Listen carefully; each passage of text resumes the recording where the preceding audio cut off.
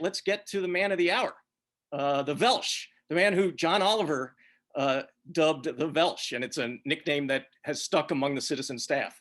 Hey, Ali. Good to see you guys. And this whole business about being the smartest bald man around works in most major centers except Philadelphia because of my friend Michael Sprikonish. But as long as nobody tells him you said that, we're good.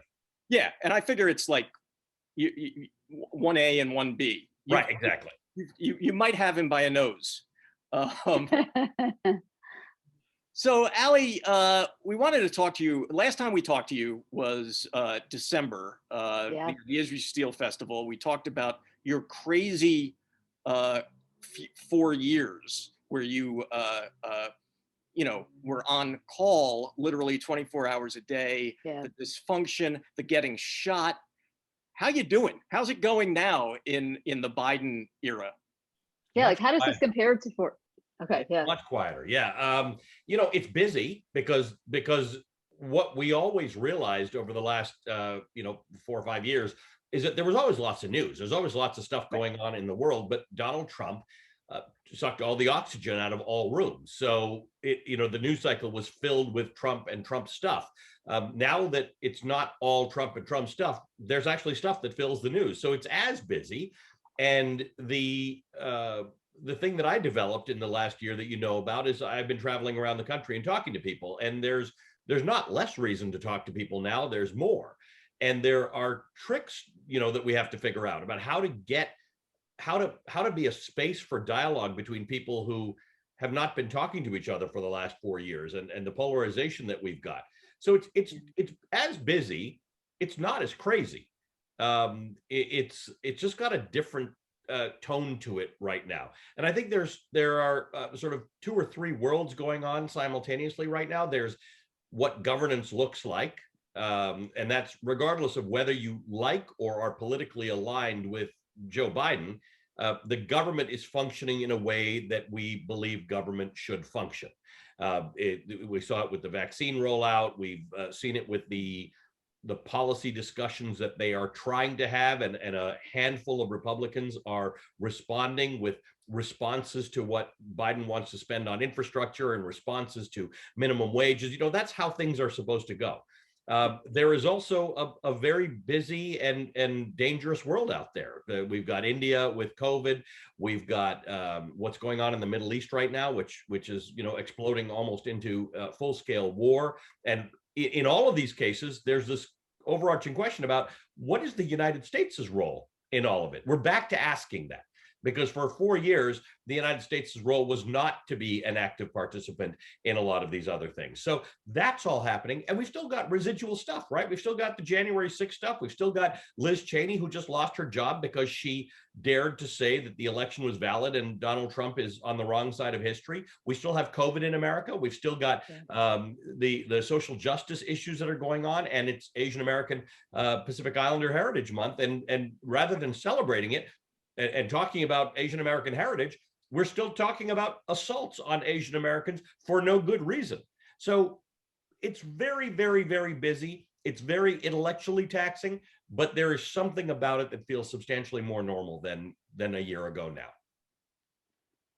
So we built this as we're talking to you about the first 100 days. So let's just take a minute there. I think that people have been surprised by Joe Biden, this sort of idea that he was a little bit of a caretaker in this role, and he's sort of fashioned himself into a transformer, sort of FDR-like. Yep. Is that what you've seen? Have you been surprised by that? And yeah, a little bit. I have to admit that I have, because it would be okay if he weren't, right? At this point, for many Americans, it would be okay to never really hear from the president again, and not have weird pronouncements and not have all sorts of stuff going on. But I'm an economics guy, and I remember thinking after the 2008 recession and the financial crisis that, boy, what a great opportunity when interest rates are basically zero to rebuild. And given that Joe Biden ran on this platform of build back better, building, generally speaking, costs money, money's cheap, and this might actually be a good time for big things. And some of these proposals that he's got are very, very, very big. Not clear whether he'll get them done, not clear whether he'll use the budget reconciliation process to get some of these bills passed without Republican support, or whether he'll get some Republican support. He has actually been having constant meetings with Republicans. And everybody who leaves those meetings says that they feel that they were productive. So we don't know whether they'll be compromised. He's getting pressure from the left wing of the Democratic Party not to compromise and to get as much done while he can, and while Democrats still control the House and have some nominal control over the Senate. But he seems to be going big, and I'm a little surprised. And if it works, it's really, if it works, it'll go down in history as amazing. Right. It's hard to get these things to work because they're really big. Right. The thing that concerns me, I've been getting worried lately that we're talking about, he's proposed something like $6 trillion. Yeah. That is a huge, I remember when Obama's stimulus was a lot, and that was what, 700 billion? Yeah. And so, but there is this new school of thought that maybe you can explain. I don't know that I can wrap my head around it, but it's called MMT. And it's basically the school of thought, correct me if I'm wrong, is that you can run up debt as long as you are a country that produces your own currency. Correct. That feels like it's too good to be true to me. Yeah. Stephanie Kelton is sort of the mind who talks about this. I have an event with her on Tuesday at Stony Brook University, Monday at Stony Brook University. And I look, I think it's interesting thinking. I'm not fully subscribed to it, but the concept of putting can you run up debt indefinitely without risking inflation aside, because we're seeing a little bit of inflation right now, the idea that government runs up debt for a lot of reasons, for the forever wars that we're involved in, more recently for tax cuts for corporations that didn't really need them, right? We had a stock market that was going through the roof. Now it's going through the roof's roof because we have so much stimulus, and we have very low interest rates. So the concept that if you're going to spend $6 trillion, which is mind-numbing, I would like that you spent it under two conditions. One is that interest rates are low and the money costs nothing. And two is that you're doing it in some fashion that creates a return on investment, right? We have had this back in the 50s. We used to spend much more as a percentage of GDP on infrastructure, building things, making life better for people. And you could calculate a return. Ever since Reagan, we've had this decision that this idea that government shouldn't spend. Government's bad. Government's irresponsible in terms of spending. You can spend your money better than government does. So government should give you more of your money back so you can spend it. And there are a lot of places in which that's true, except for things that we can only spend on commonly, like infrastructure or like nationalized health care or things like that. So if you're going to do this, and there's a lot of people who say you shouldn't do this, you shouldn't have plans that spend this much money. We are in a low interest rate environment, and in theory, they are designed to make our quality of life, our standard of living, and our infrastructure better. Smarter people than me can debate whether that's true or not, but the circumstances seem to be right. I'm not smart enough to give you a good informed critique of modern monetary theory and Stephanie Kelton, but it is my job this year, ever since we don't have Trump around, for me to study things like that a lot more and get a lot smarter about them. I've been trying to read about it, and it just gives me a headache. It's in fact, I was going to call our mutual friend Richard Vague to get his take on it, because it's really interesting and revolutionary, it seems to me. But I like how you framed it. It's if the spending results in investment that can fuel the economy, and I hope limit the divide between the haves and have-nots and address inequality, then what's the downside? Right. So I like the downside is debt. Right. The downside is the fact that it's a lot of money. We're already in a lot of debt, and most Americans don't think about it. So the problem is there's nothing to catch us from getting into lots and lots of debt, because Americans don't live their lives thinking about it. There are these catchphrases about we don't want to saddle our grandchildren with debt, but most people don't think about it except for those few minutes where we're about to hit the debt ceiling and the House does something and then there's a government shutdown. So we probably need a more sophisticated understanding of debt anyway. But if you had 6% growth as a result of all this spending, then you can pay off then you can afford the debt payments, right? Yeah, I just don't know. I don't know. And this is where the modern monetary theory and Stephanie Kelton come in. I don't know how you get 6% growth or more and not worry about inflation, because we don't have, I mean, we're there now, right? It's not sustainable for a year, but we're at about 6% now. And we do have inflation. Now, Right. I don't know enough about, do we have inflation because we're short of microchips and cars cost more money? Do we have inflation because we've got supply chain problems? You know, there's a lot of reasons, and it's a sophisticated school of study. And I want to make sure that we understand it well before we go down that road. But you're right. If there's a return, it makes this conversation a lot simpler, because some will have you believe that this money is just money that's being thrown out, out the window. It's considered wasted money. I see some of the things they want to spend on. I don't know if it's wasted. That's the point. Well, so I was going to ask you, because it is taking a sort of a step away from the economics of it, right? We've been hearing about infrastructure for years and years and years as being the thing that everybody can agree on, at least in theory, right? And one of the things, and speaking of Richard Vague, one of the things that strikes me is, he goes around the country and talks to people about these kitchen table issues, which have to do exactly with having the kinds of jobs that they can afford to raise their families on in a good way, right? And that's part of what this is, right? And so it seems to me that if you are able to pass something that really does create a lot of infrastructure jobs, that can have these sort of ripple effects on not just the economics of our country and people's lives, but also on our sort of political conversation. Yeah, and maybe that's overly ambitious, but well, so the debate now is what's infrastructure. Right. That's what the issue is that we thought of it as roads and things like that. I'm reminded by people that before we had an interstate highway system, people didn't think of interstate highways as infrastructure. Then we realized that we don't have broadband, high-speed broadband everywhere.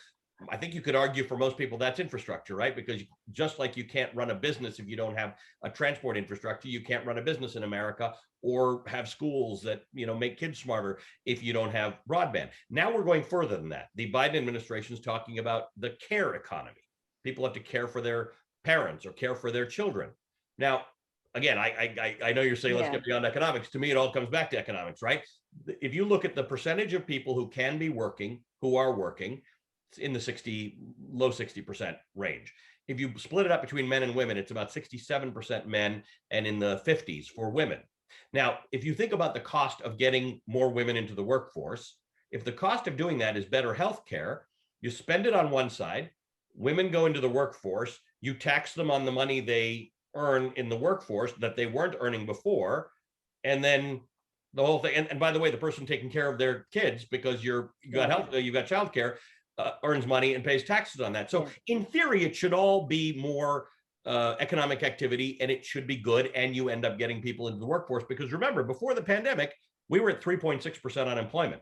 Lots of people had trouble getting employees. So with all the crowing right now about how it's the federal unemployment thing that stops people from hiring, we were in a tight economic environment. Why on earth could you possibly have 11 million undocumented immigrants in your country and you're still at 3.6% unemployment? Because this economy, when it fires on all cylinders, is firing. So you have to find new and creative ways to fix that. Care sounds like a good one. People got to take care of their kids and they got to take care of their parents. Yeah. I think we can argue that it's a good thing. Can you argue that it's infrastructure? And that's where the conversation is right now. Is Joe Biden visionary in thinking about all these things as infrastructure? Or is this a Democratic Christmas tree that they're throwing trillions of dollars onto to get passed while they control both houses of Congress? That's the current question. And frankly, if we could have that conversation, that would be good. If it weren't all nonsensical, hyper-polarized, nonsense, it would be a great conversation to have. Well, and that gets us to the elephant in the room to this conversation, which is you broadcast a commentary that was so dead on about the current Republican Party and how it is just not interested in governing. How do you do this when you have an entire party that is, and I'll let you make the case because you make it so brilliantly. It is not, to me, it is, look, we're nonpartisan. And I've been accused of being a supply sider in the past. So it is, but my argument is it is objective journalism to say the Republican Party is broken. The Republican Party is broken. That's not partisan at all. And it saddens me deeply that is the case. And I say this, and I get feedback from a lot of our audience who are very liberal, who say, I don't care if the Republican Party is broken. Good for them. That's fantastic. The Democrats, it's not fantastic. It's not fantastic for anyone to have a one-party system. If you're a Democrat, you don't want somebody not holding Democrats' feet to the fire, because there's no point in history where one controlling party is good for anything, first of all. Secondly, we'd like to get back to a place where Republicans are not associated with being nuts, right? I mean, I think we can have valid conversations about what healthcare looks like for everyone, what minimum wage looks like. In fact, I think there's, generally speaking, bipartisan agreement that $7.25 as a federal minimum wage, probably too low, right? Probably most Democrats agree with that, and lots of Republicans. In fact, a number of states which have elected Republican governors and legislatures in that voting voted for a higher minimum wage. So the question is it $15? Is it $12? Is it $10? Mitt Romney and Tom Cotton suggested $10, which means they agree it should be more than 7.25. Now, if Biden wants 15 or Democrats want 15 and some Republicans want 10, does that mean we arrive at 12? Whatever. That's what a political party is supposed to do. The Republican Party, if I were a conservative, I would be heartbroken right now that I would like some small government. I don't want the government telling me what wages I should pay. You know what? I run the business. The government doesn't run the business. So why is the government telling me what I should pay my servers or my employees? I want to understand healthcare. I want to have a good debate on that. There's so much stuff to actually discuss. There are so many conservatives who deserve proper representation, and the Republican Party has let them down. Lindsey Graham said the other day, there's no ability to move forward without Donald Trump. Donald Trump wasn't even a Republican before he ran for office. Right. He was a Democrat. He doesn't know anything about being a Republican. He doesn't know anything about conservative values. He's adopted everything he had. How is it that this party of Lincoln that was born on the back of opposition to slavery has ended up in this lousy pot that it is in? I'm thinking something's going to happen here. It looks like there's an offshoot party that might be. Yeah, I was going to ask you, is that going to be anything? Yeah. Well, I mean, look, half the voting country probably leans conservative, half leans liberal, right? That's kind of how it goes down. So this party tears off, and it takes the half of the Republicans who don't want to follow down this cultish anti-democratic road. Do they get half of Democrats? I mean, how do you become a real thing? Is this a 20, 30-year exercise before they are viable? Because there are candidates. There are lots of candidates. There are lots of Republican mainstream candidates who can run for office. But I don't know how that works. What it may do is if you're a conservative, it should, in the short term, worry you even more, because it sort of guarantees the idea that you split the conservative vote and conservatives sit in the wilderness for many, many years. All the more reason why there should be a good party to hold Democrats to account, because Democrats might be in power for a while. And was that, I don't understand Lindsey Graham's thinking, but was that his thinking, that if we don't have Trump, then that we lose 40% of the most passionate 40% of our base? Think about this. Think about back to the 2016 election and the primaries before Donald Trump was, there's pre-Donald Trump and post-Donald Trump. Pre-Donald Trump, there were so many candidates running that all the debates most of the debates were on two stages, if you recall. There was an early, like a kiddie debate and an adult debate. That's right. Lindsey Graham never made it to the big debate, but I covered all of them, and I covered the early debates. It was like the former New York governor Pataki. It was Lindsey Graham. It was a few people. Lindsey Graham is a really, really, really smart guy. He's a really experienced guy. He understands foreign policy, the nuances of foreign policy, like his friend John McCain did. He understands the military. He's a military guy. He's a lawyer. What happened to these people? How can Lindsey Graham possibly think that Donald Trump is better equipped to lead the Republican Party than even Lindsey Graham, who ran for president? Yeah. That's the crazy part about this. There are lots of great Republicans who would be fantastic as presidential candidates, maybe even as president. But by every day you carry on and talk about how it's got to be Donald Trump is a day you lose another handful of Republican voters. It's got to end somewhere. I mean, listen, we're going to come back in 4 years and have this conversation. I could be completely wrong. I'm wrong about everything I ever predict anyway. Yeah. I always think it's great that there's no sort of clearinghouse scoreboard for pundits, because we'd be subject. It's all recorded, so somebody can play it back for me. But Ali, but the other thing that's happening, of course, is that the other way to win elections is to really control how voting happens, right? And so And so that's another method, which is also That's an attack on democracy. Yeah, it's also an attack on democracy. And so,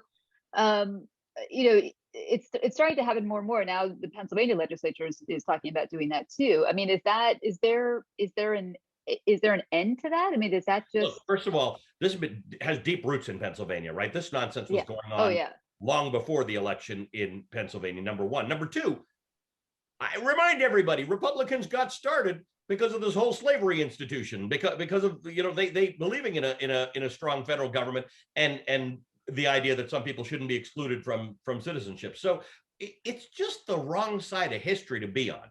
Right. It's a bad gimmick, and ultimately they're gimmicks, right? All of these things that they're doing to make it harder to vote are gimmicks. They will cause some people— I was going to say they're gimmicks that actually have teeth to them, though. They have teeth, but they can be overcome. In other words, every time you learn that this is the new system, these voter turnout mechanisms will get smarter about it and say, okay, make sure you've got this, make sure you got that. You don't have a printer to do this. We'll take care of it.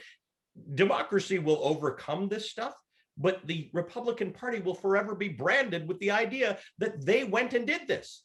The very things they did that were working for them for a long time in Texas and Florida and Georgia, where Republicans were taking advantage of no excuse absentee voting and drop boxes and mail-in voting. Mail-in voting is the best thing in the entire world, right? But we've created this situation where Republicans are on the wrong side of it. Still, Arizona, it's 190 days since the election or something. They're still counting ballots. They got this group of people called cyber ninjas, not a government organization, counting ballots, messing with ballots. They even said that they were going to go door to door to confirm, hey, Larry, is that your ballot? Is that voter intimidation or what? It's so mind-numbing, except it's not going to be a joke when they come out with the results of the Arizona, the Maricopa County recount, and suddenly Donald Trump won. At some point, people have got to put their foot down and say, for the sake of democracy, for which people died in the Revolutionary War, they died in the suffrage effort, they died in the civil rights movement. We're not going to do this. This is not how you're going to win elections. There is an arena. Philadelphia Citizen is that arena, right? You are an example of a civil society arena into which people can go and discuss their ideas and have them critiqued by you and Larry and by other people. That's politics. Bring your best idea, and if it doesn't work, try again next time. Right. Yeah, and as you pointed out in your commentary, the Republican Party in their platform didn't even have any platform, any ideas. They absolutely don't even put up the pretense of being part of the marketplace of ideas. And that's what somebody forgot the platform. They made a decision. Donald Trump is our platform. Now they're stuck with the decision that Donald Trump is our party. January 6th was the best out for anybody who, for the last 4 years, like, I didn't really like this Trump guy, but he was the guy and he was the president and whatever. And I don't really like Democrats, and maybe I think they're socialists. January 6th was your out to say, don't like Democrats, think they're socialists, want Republicans, but we can't have this. So can we find some good Republicans? There are some in the Senate. There are some we don't even know of yet. It might be some of color who we can go out and appeal to Americans and shed this racist label. No, nobody wanted to do it. That's a great point. I thought that was around January 7th, January 8th. I thought that's where we were going. They were all in the right place. Lindsey Graham, Kevin McCarthy, they were all in the right place on that. So Lindsey Graham said it stops here. Kevin McCarthy yelled at Trump about doing this. You got to call your people off. Massive amnesia. Everybody has forgotten about how they tried to kill them on January 6th. Right. It's fascinating. And the other thing, listening to you, I'm just trying to imagine my Republican friends listening to you. You mentioned polarization. There's an element of media polarization that plays into this. Sometimes I go on the remote control from you over to Fox News, and it is like living in two different worlds. You don't hear facts about voter suppression. You don't. So what do we do about that? In fact, I think it's worse now. I think the polarization, media polarization, I thought was going to get better post-Trump.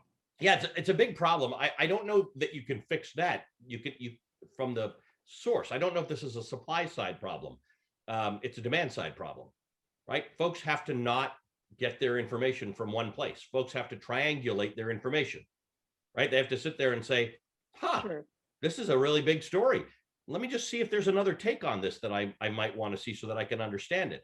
That's asking a lot because people are busy and the news is designed for people who are busy, and we condense it and curate it for you. But I don't know how you escape the idea that you're in a bubble and may not even know it. I mean, it's really very problematic because we have people convinced of conspiracy theories, and there's no amount of fact that I could give them, including when I go out and talk to Americans. I now go armed with printouts to demonstrate some of the stuff that I'm talking about. It doesn't matter. People who believe that there's a conspiracy here are not prepared to believe the truth of the matter. There are still 70% of Republicans who polling indicates think that the election was not won fair and square. So I struggle with this one on a macro level about how you deal with this with people in your life who are like this, and I struggle with it at a micro level and at a macro level about how we deal with it in the media. So, I mean, you say that, you know, people need to become in the habit of triangulating, right, where they get their information, which puts the onus more on the people who are absorbing the news than those of us who are producing it, right? And so, what is our responsibility in that, right? As journalists, like, how do we, you know, should you be telling people, listen, for another perspective, when you're done here, you should go to Fox News with Larry Platt? No, No. Like, what do you do? Because I think Fox is irresponsible. Right. Sure. I don't. You know, people say there's Fox and there's MSNBC. That's not true. They're Right. not. They're not on different sides of the same scale. I would definitely like it if MSNBC and CNN could try and fix some of this stuff by ensuring that there are broader perspectives and more voices. And I think we're trying to. But again, just to point out, I want to be very specific about this. I'd love to have Republicans on my show who we're not going to have Republicans on our shows who talk about the election not being won fairly, because all discussions will have to be about that. I can't get past that to then start talking about minimum wage and healthcare. If I'm actually talking to someone who is part of the machine that spreads a known lie, that I'm not giving them millions of viewers for. But there are lots of others. And we parse that list and we invite them constantly. I'm not that big on being on MSNBC because the Republican fight right now is not for Democratic voters. It's for the folks who watch Newsmax, One America News, and Fox.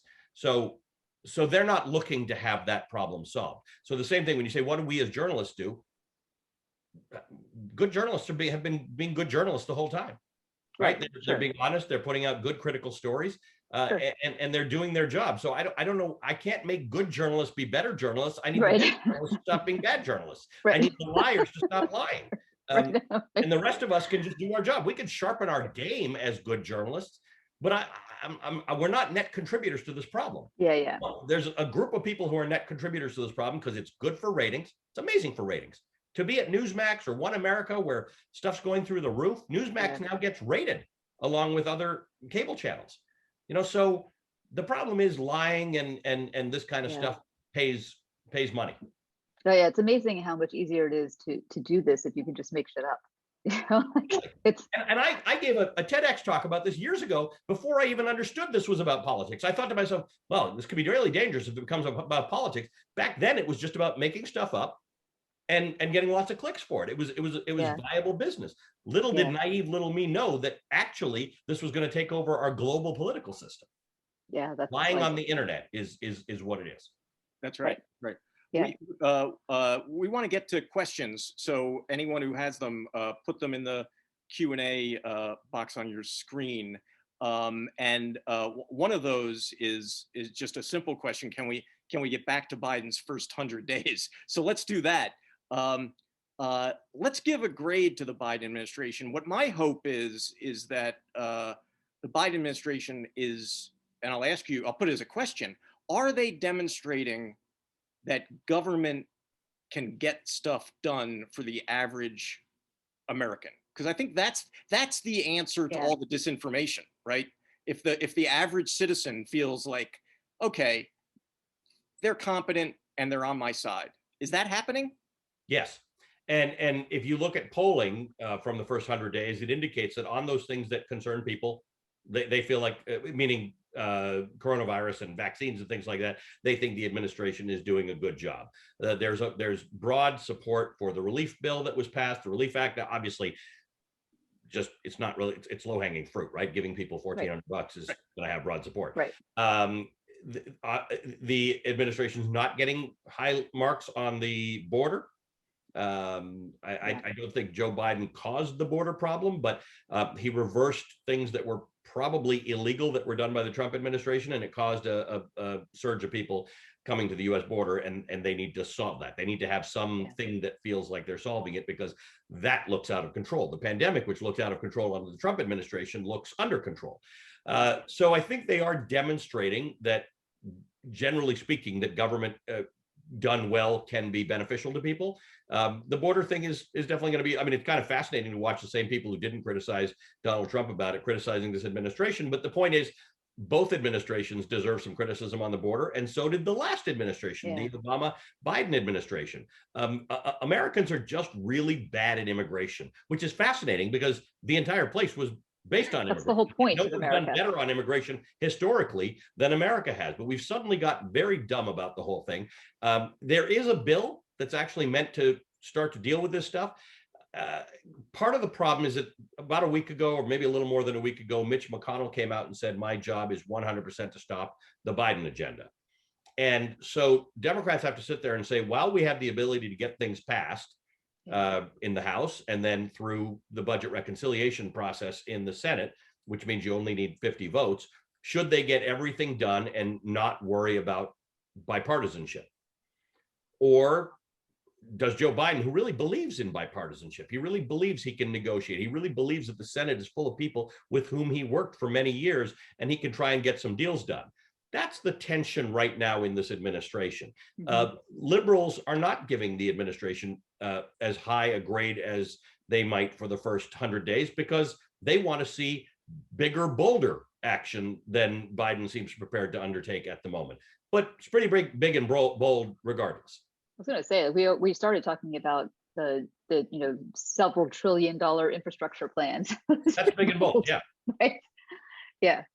So it's I'm not a huge fan of the first 100 days. The whole thing actually started with Roosevelt, right? He did a bunch of stuff, and on the 100th day of his administration, I mean, he had passed 111 bills or something like that. My number may be off, but it was a lot, many of them having to do with infrastructure. So that's how the measure of the first 100 days began. It was Roosevelt saying, take a look at what we just did in the first 100 days. And it was a very similar situation. Roosevelt took over in an environment that had been, where the nation's soul had been destroyed, and he said, I'm going to show you what big government can do.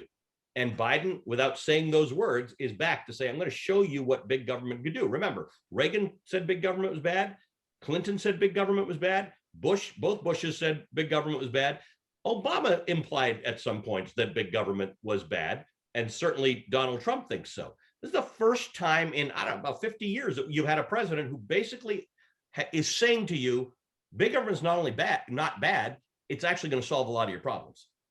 But if we don't have bipartisanship and compromise, aren't we setting up a system where every couple of years a new sheriff in town comes in and just undoes what the last group did? It feels like I've seen this movie before. It feels like countries that go through revolutions, right? All the streets get renamed, the schools get renamed, and all that kind of stuff.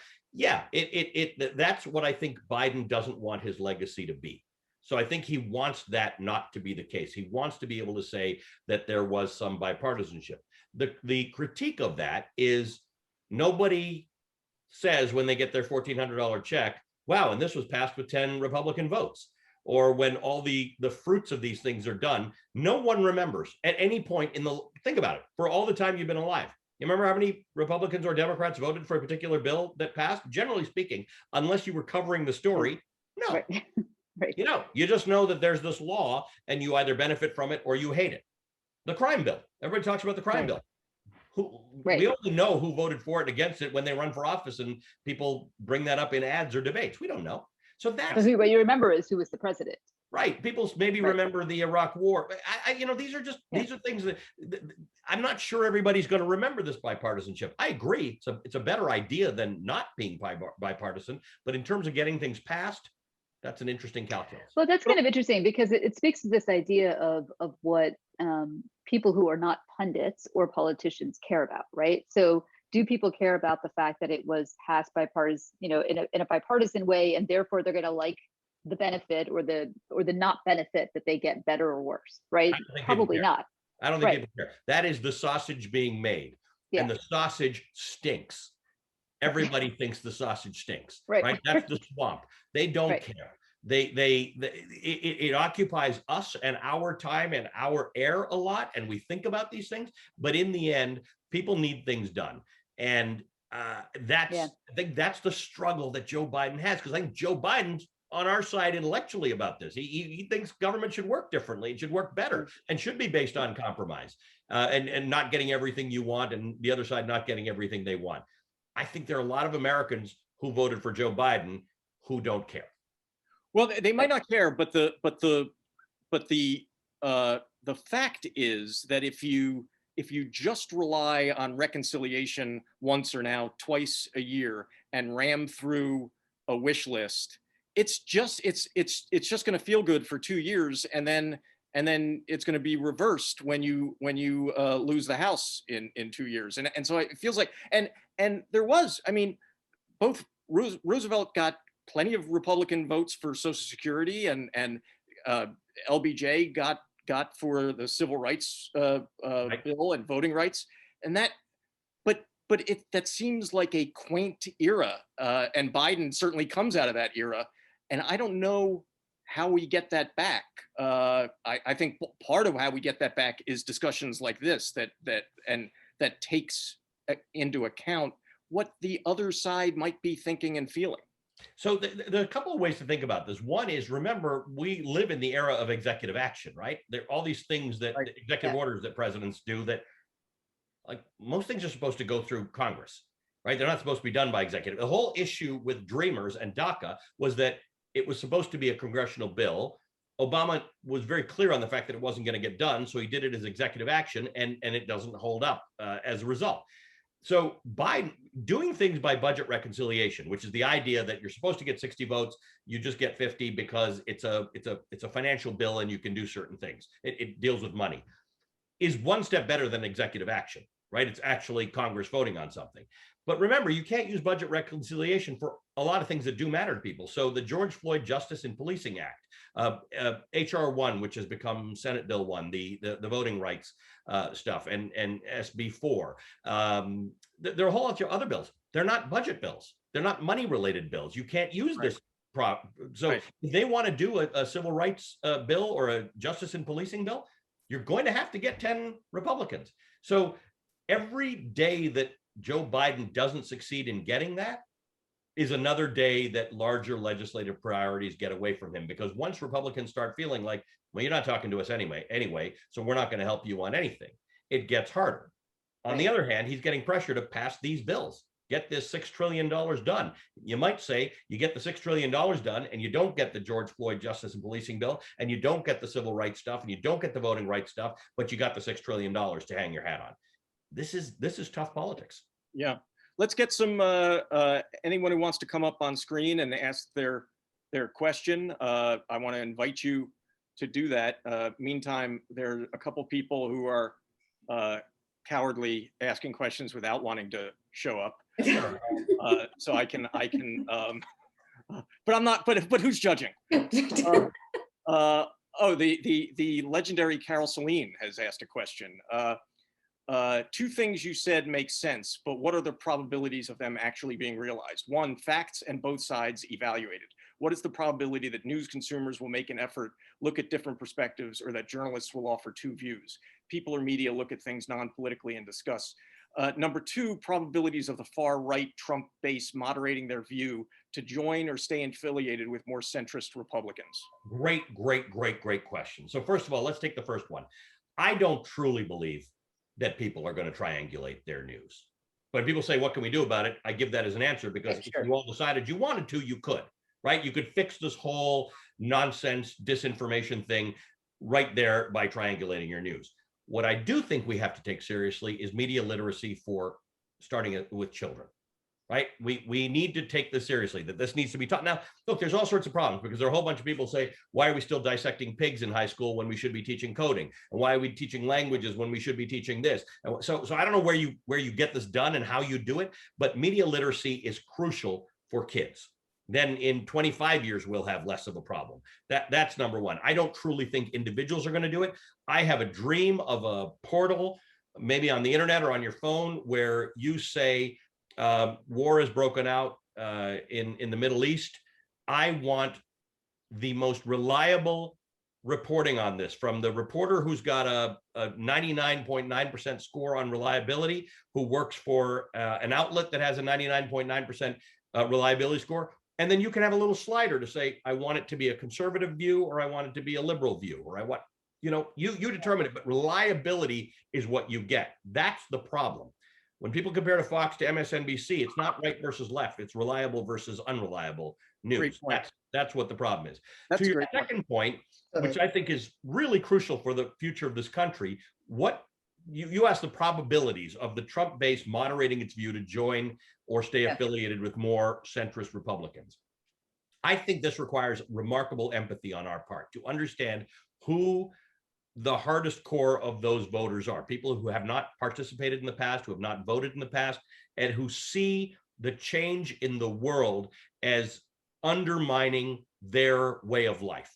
And it can be articulated as immigration, gays, transsexuals, women getting into college, Asians, Blacks, refugees, whatever you want. It's all, and it's a global problem. So it's happening everywhere, right? Someone has othered someone else for the benefit of people who feel like they have fallen behind in life.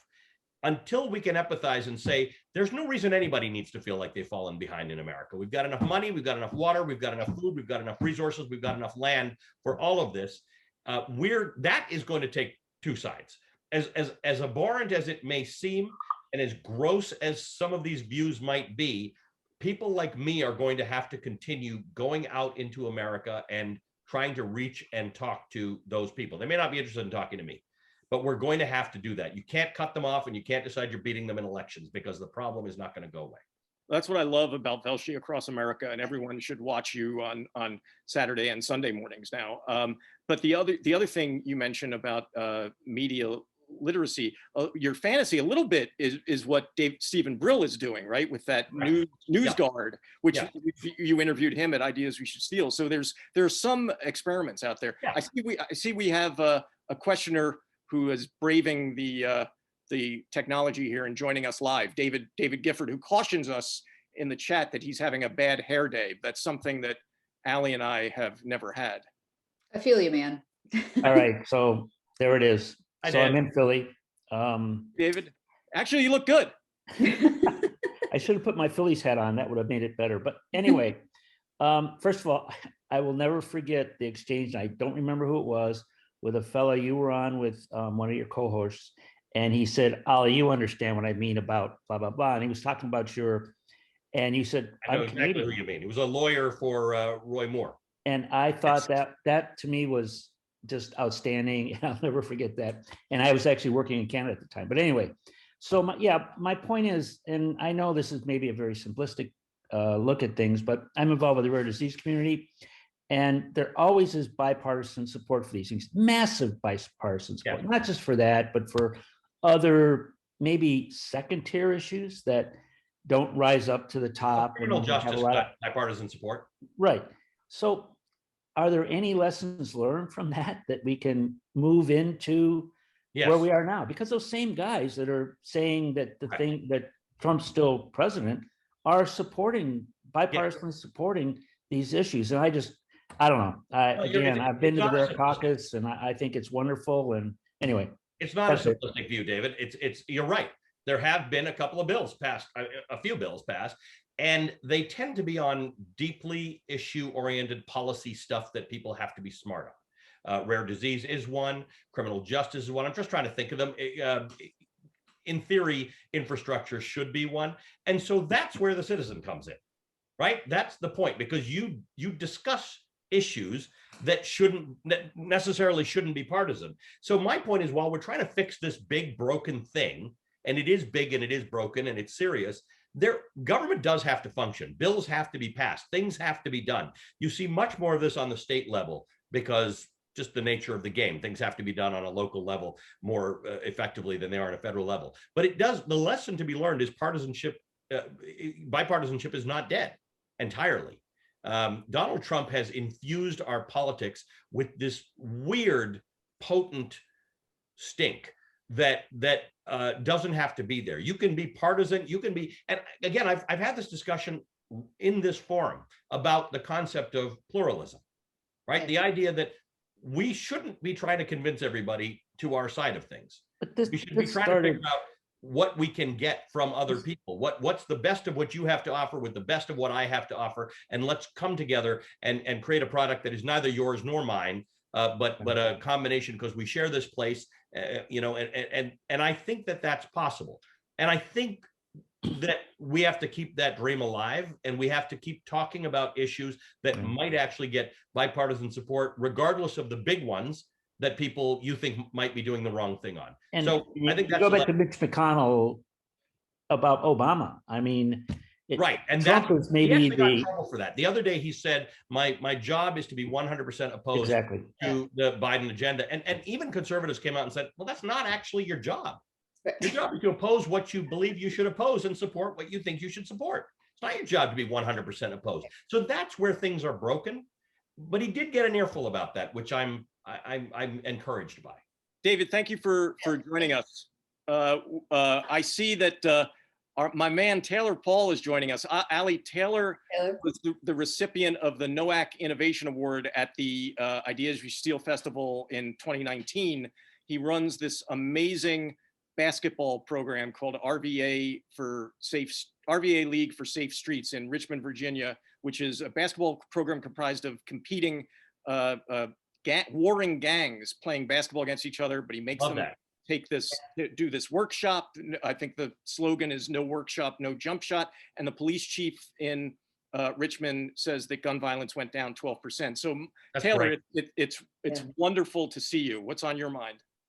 And first of all, I just want people to realize that the Philadelphia citizen is real. You know, I'm a guy just from around the neighborhood, man. I'm from around the block. I'm just a kid from urban Richmond, Virginia, man, that's here today, you know, and this great arena right now. What up, Roxanne? How are you doing? And Larry, my man. And Ali, my question is quite simple. You know, by being a person inside the urban communities, our conversation isn't about this first 100 days of infrastructure. It's about the gun violence that's going on. It's about the police brutality that is going on in our country. And we want to see something. We want to see something. And we were really waiting for this guy to get out of office and this Dem to come in and, you know, and sort of lead the charge on some things. But we've yet to hear much from, you know, Ms. Harris, and we want to hear something from Ms. Harris. But, you know, we're not hearing anything that we want to hear, that people are getting active, or this president or this office is getting active in reference to people of color. Yep, I think you're absolutely right. And let me speak exactly to that issue. There are two things happening at the federal level that are really important. And this George Floyd Justice for Policing bill, which Biden is aiming to have done by May 25th, which is the 1-year anniversary of the killing of George Floyd. I don't know that he will, but I will tell you this. There's movement on this.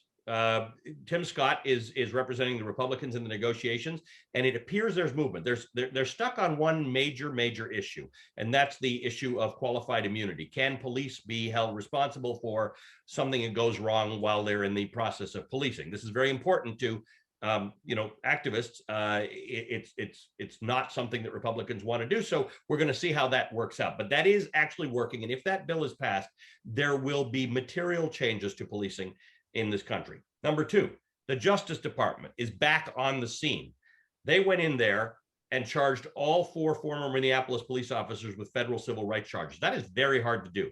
The bar on a civil rights conviction for somebody is very hard. It's not even 100% sure they can prove it, but they're not saying we're going to prove it, because Taylor, if the feds come down on you with a case, your whole deal changes, right? This is not your lawyer who's helped you out with some, parking tickets or even a divorce. you need a whole kind of special kind of lawyer when the feds come down on you. They are sending a shot across the bow of states and police departments across the country to say, we're on the scene. They have done it with the killers of Ahmaud Arbery in Georgia. They've put federal civil rights charges against these people. So they're sending, and by the way, they've got they're looking into pattern and practice behavior in the Minneapolis Police Department, pattern and practice behavior in the Louisville Police Department, and they're bringing back these consent decrees, which, as you know, Philadelphia was under. So I actually think there is a lot going on. There is a message that has been sent to police and police chiefs across this country that this will not be tolerated. Remember, a year ago, it wasn't tolerated, it was encouraged.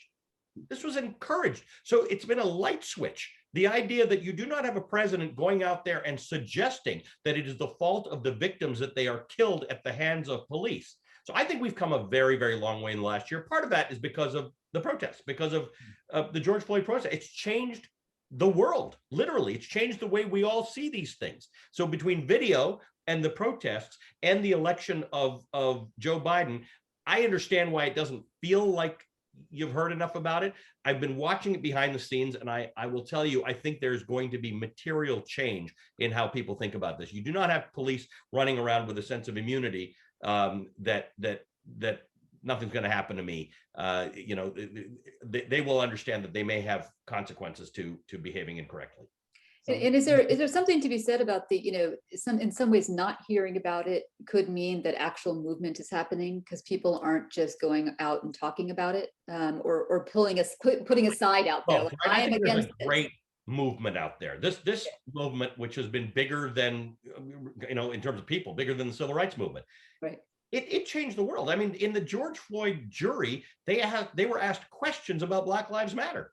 It made it onto a jury questionnaire. Like it does change, whether you like the question or not. The point is, it has changed the way things work. We just heard from the court in Minneapolis today that they may impose they understand that the judge is free to impose a greater sentence on Derek Chauvin because of the seriousness. So, you know, there's a suggested guideline. He may go to the end of that guideline. The Attorney General of Minneapolis has said the same thing, that this was depraved. So I just think I think there's movement. And I don't know how we're going to know that it happens. Obviously, we'll know if a bill passes. But when you start to see these police departments coming under the sanction of the Department of Justice, remember, the Department of Justice for 4 years was Donald Trump's personal bunch of lawyers. Right. We're now seeing a Department of Justice that's out there to preserve the civil rights of Americans. They may not get it right immediately, but at least they're saying the right things. Yeah, and the other thing I would say, Taylor, is don't sleep on infrastructure although it's not sexy. But don't sleep on something like that as being as paying off dividends for minority communities ultimately, because throughout our history, programs that are devised that are universal, Social Security, Medicare, Medicaid, have had disproportionate success in terms of lifting up minority communities. And infrastructure, if we get to that 6%, 7% growth that we're talking about, because of infrastructure, then it's a question of smart policies that redistribute that dividend into the right community. But this is but also remember, infrastructure is jobs, right? So, right. But keep in mind, let's move away. We think of infrastructure as roads and bridges and stuff, but think about this CARE Act, the Families Act, and the idea that they're thinking about care. It disproportionately affects women. It double disproportionately affects women of color. Right. Yeah. So child care, elder care, things like that are stuff that they can do. So look, I hear you. Infrastructure doesn't sound as good. And we have this urgent matter. There's no question. Over the last year, you had coronavirus, you had a very unusual president, and you had the social justice movement. The social justice movement, well, we're going to be talking about coronavirus for 25 years, but we're going to be talking about the social justice movement for 25 or 50 years. This will be one of the biggest milestones in American history. I would not worry about the fact that this administration has not had that made very, very, very clear to them. And the other thing, Taylor, that is very visible about this administration is the number of people of power, people of color in positions of authority. It does help. It does help when you have people who have lived experience through their own experience or the experience of their family or their kids, people who tell you about what it feels like to get pulled over you know, by the cops if you're black, or the conversation that they have to have with their kids. To be having that conversation at the highest levels in the White House, in the Department of Justice, in places like that, I think makes a difference. You did not have that in the last 4 years. I appreciate it, man. That's why you get paid the big bucks, Ali. You're the people's champ in our neighborhood, man. And also gave me a lot of information to take back to the mom and pop store and those true grassroots organizations that are truly doing the work. They just need to hear it and understand it. So now I can give it in layman terms, man. Thank y'all for letting me be here. Larry Pratt, Roxanne, peace and Taylor, love. if you ever want more of that conversation in those places, you let me know. Man, that is an honor. That is an honor. That is an honor.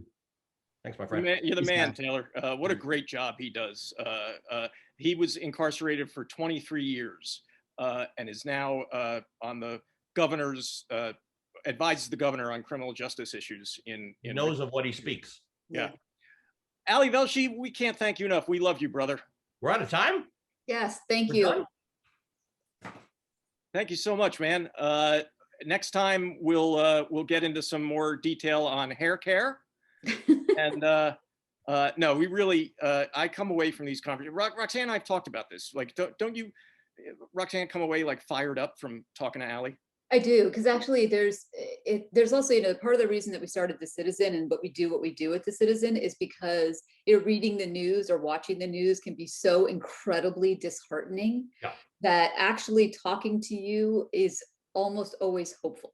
Like you're in it and you still come away giving us a sense of hope and that things are moving in the right direction. Well, And the Citizen's got to keep on doing that. We could talk about journalism being broken, but actually this is what we need. Real conversations about real issues and really bearing witness and holding people to account, which is what the Citizen does. So let's keep on doing it. You're the Thank man, you. brother. Thank you so much. I thank all of you for joining us. We're out. Thanks. Bye. Great conversation, friends. We'll talk soon. Bye.